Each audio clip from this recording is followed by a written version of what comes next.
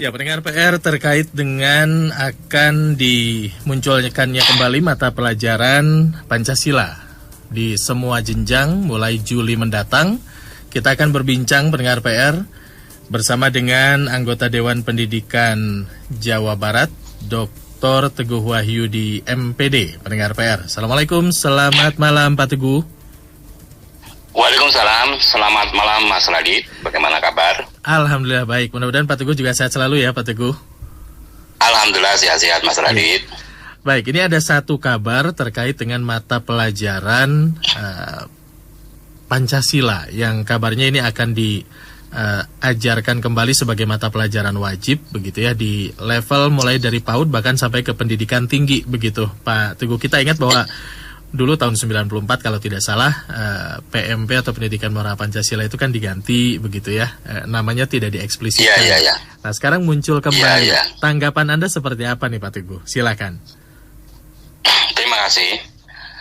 Sebenarnya munculnya pelajaran Pancasila itu kan berawal dari keputusan Kepala Badan Standar Kurikulum Asesmen Pendidikan Kementerian Pendidikan dan Kebudayaan Riset dan Teknologi nomor 009/H/KL/KL/2022 tentang dimensi, elemen, dan suplemen profil pelajar Pancasila pada kurikulum Merdeka.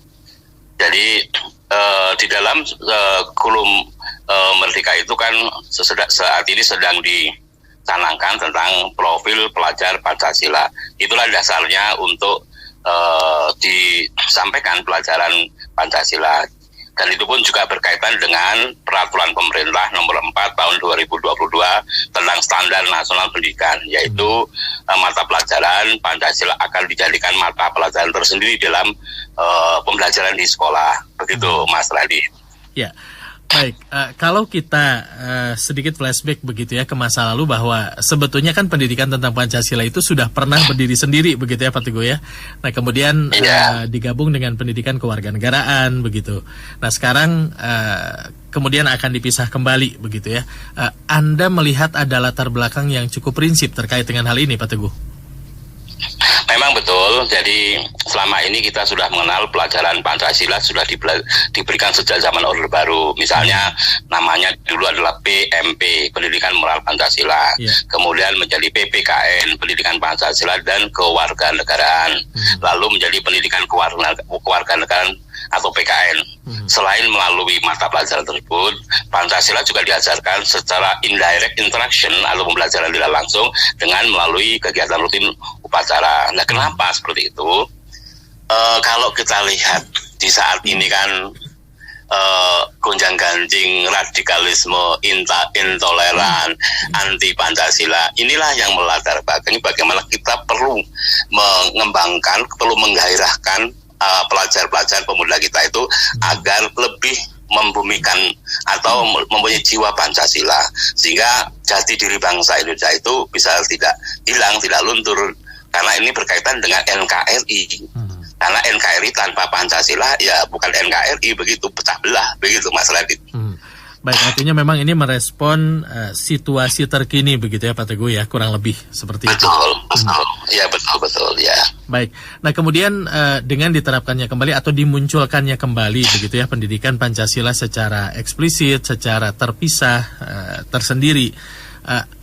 Kalau dibandingkan dengan dulu dan sekarang, apa yang kemudian harus menjadi catatan semua pihak yang tentunya berkontribusi langsung dalam implementasi pelajaran Pancasila ini nanti di tingkat sekolah, baik itu guru sekolah, kemudian juga mungkin dari penyusun kurikulum. Apa yang kemudian harus menjadi perhatian kalau dibandingkan dengan katakanlah pendidikan moral Pancasila di zaman dulu, begitu Pak Teguh?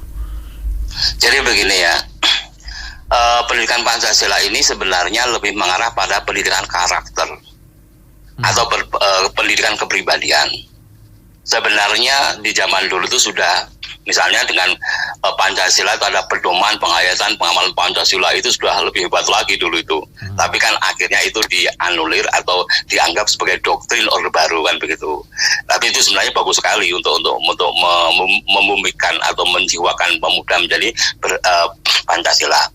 Kemudian sebenarnya secara eksplisit itu pemerintah melalui K13 itu sudah misalnya ada peraturan Presiden nomor 87 tahun 2017 tentang pendidikan penguatan karakter. Nah, di dalamnya pun juga hampir sama dengan profil Pancasila. Kemudian ada peraturan Menteri nomor 23 tahun 2015 tentang penumbuhan budi pekerti. Itu kegiatannya gerakan literasi sekolah, hubungan orang tua dan masyarakat. Nah, itu sebenarnya karakter. Tetapi kelihatannya dengan langsung mata pelajaran Pancasila itu langsung to the point kepada Pancasila. Cuman begini, kadang-kadang di lapangan itu terjebak dengan pembelajaran bersifat pengetahuan. Kalau pelajaran bersifat pengetahuan itu nanti tidak mengarah kepada menukik kepada pembentukan karakter, karena dikhawatirkan itu pelajaran Pancasila kembali lagi pada penguasaan ranah kognitif, memahami atau mengetahui, memahami, menerapkan, menganalisis, kemudian mengevaluasi, mencipta. Nah, ini kembali lagi zaman dulu, jangan sampai ini terjadi. Bagaimana sekarang pembuat kurikulum dan membuat buku-buku itu mengarahkan pada pembelajaran yang bersifat karakter. Karakter itu lebih banyak sikap. Jadi sikap perilaku anak itu bagaimana dijaring, dinilai. Nah, itu yang paling susah di situ.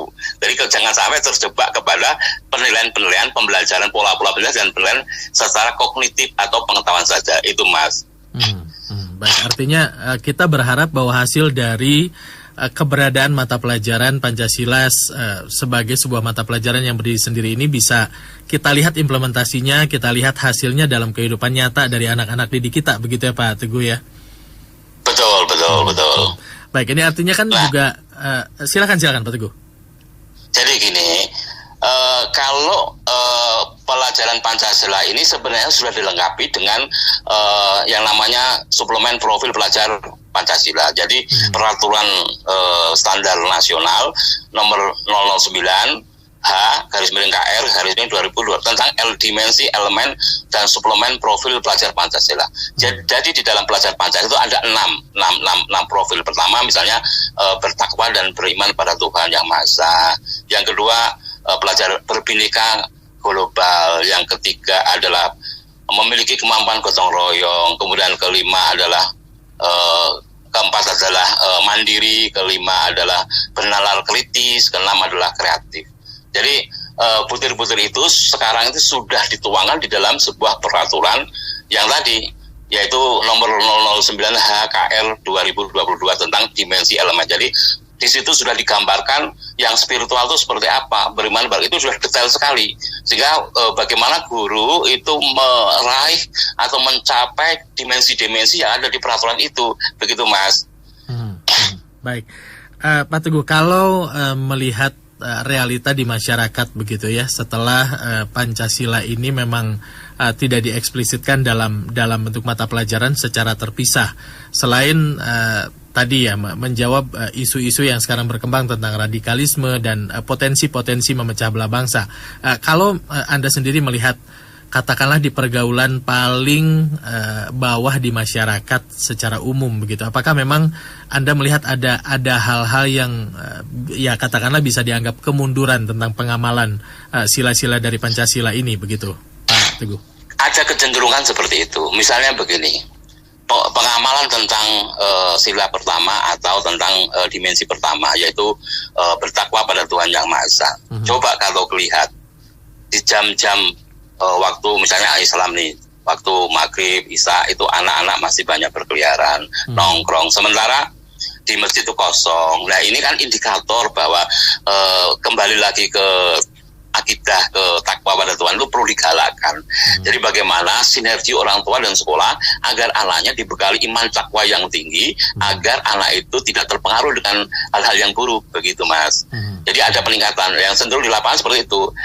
Itu yang pertama seperti itu. Yang kedua, sifat individualisme. Misalnya gini, kalau kita lihat kerumunan orang, mesti orang pakai HP semuanya, sibuk dengan dirinya, nggak ada yang sapa, tegur sapa. Maka di sini kan perlu gotong royong, perlu sosial dan seterusnya, begitu Mas.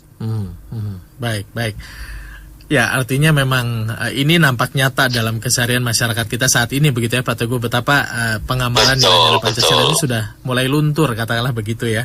Nah, betul ya. Baik, kemudian sebagai anggota Dewan Pendidikan Jawa Barat begitu ya, koneksi hubungan kerjasama antara orang tua dengan sekolah khusus dikaitkan dalam konteks pembelajaran nantinya untuk mata pelajaran Pancasila ini sendiri. Apa yang Anda harapkan sinergi antara sekolah dengan orang tua terutama? Seperti apa yang kira-kira secara teknis yang bisa dibangun begitu Pak Teguh? Terima kasih begini ya. Pihak pendidik atau kementerian itu jangan meninggalkan peraturan Presiden nomor 87 tahun 2017.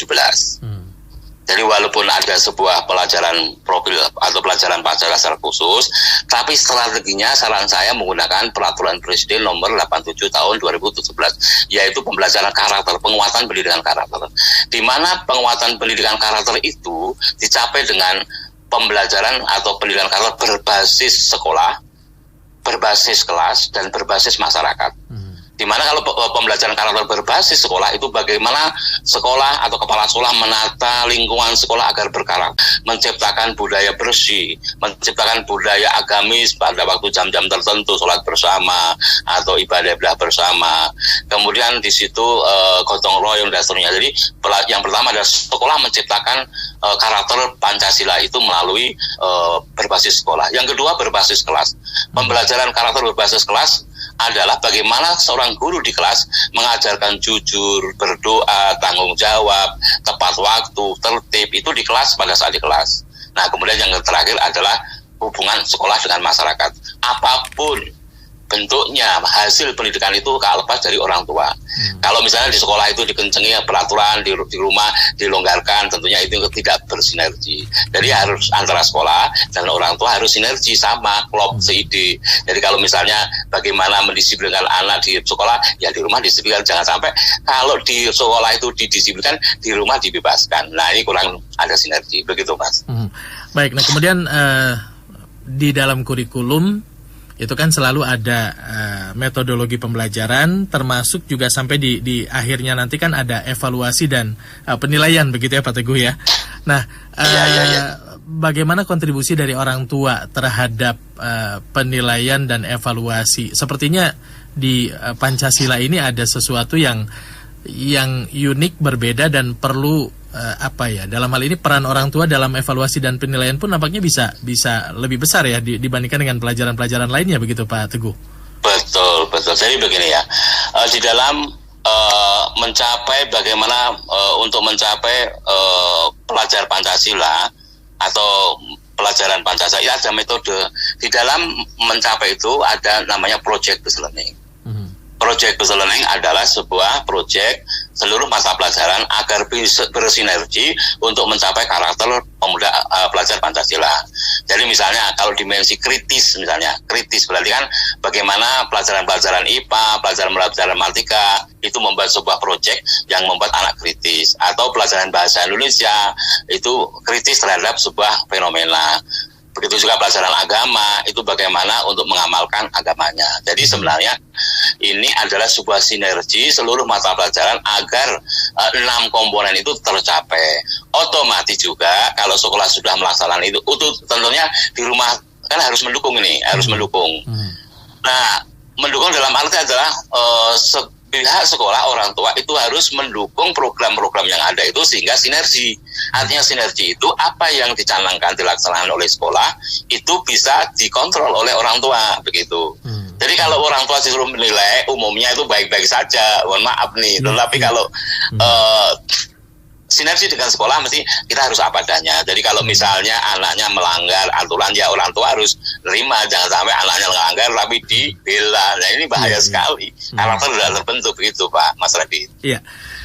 Baik Pak Teguh, terima kasih banyak atas waktunya berbincang di PRFM untuk malam hari ini. Mudah-mudahan di lain kesempatan kita bisa berbincang kembali Pak Teguh. Sekali lagi terima kasih, selamat beraktivitas dan sehat selalu tentunya. Assalamualaikum, selamat malam. Terima kasih Mas Radit. Waalaikumsalam warahmatullahi wabarakatuh.